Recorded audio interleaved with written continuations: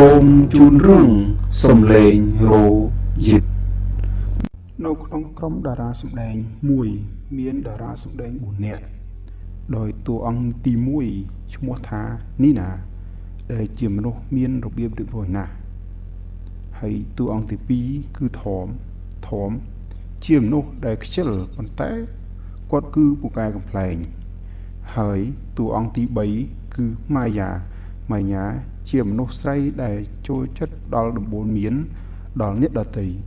តួចុងក្រោយរបស់យើងគឺអាឡិចគឺជាមនុស្សដែលតែងតែយឺតខកម៉ោងជានិច្ចនៅក្នុងការចូលរួមការសម្ដែងដល់ពេលព្រឹកឡើងតារាសម្ដែងទាំងអស់នាំគ្នាឡើងទៅលើឆាកអូ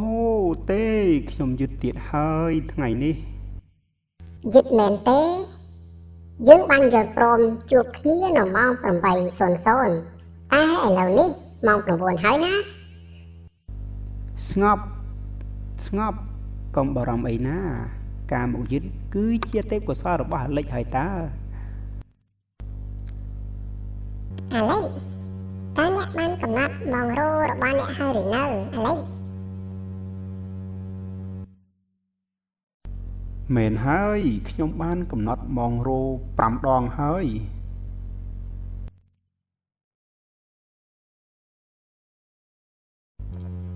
បើដូច្នោះហេតុអ្វីបានជាអ្នកមិនភ្ញាក់ពីព្រោះខ្ញុំបានបិទវានៅក្នុងយោសោតរបស់ខ្ញុំអីយ៉ាសំបីតែសុបិនរបស់អ្នកក៏ខ្ជិលដែរអាឡិចក្រោយគួរតែដាក់ម៉ោងរោឲ្យឆ្ងាយពីកន្លែងដែលអ្នកដេកខ្ញុំបានធ្វើហើយប៉ុន្តែខ្ញុំបានដេកក្បែរវាមនុស្សគ្រប់គ្នាក៏សើចអាលិច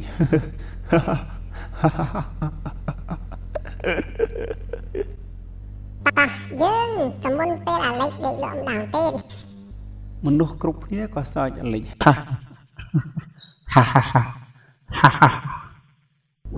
អូទេយឺតពេលហើយគិតកំពុងតែយំហើយ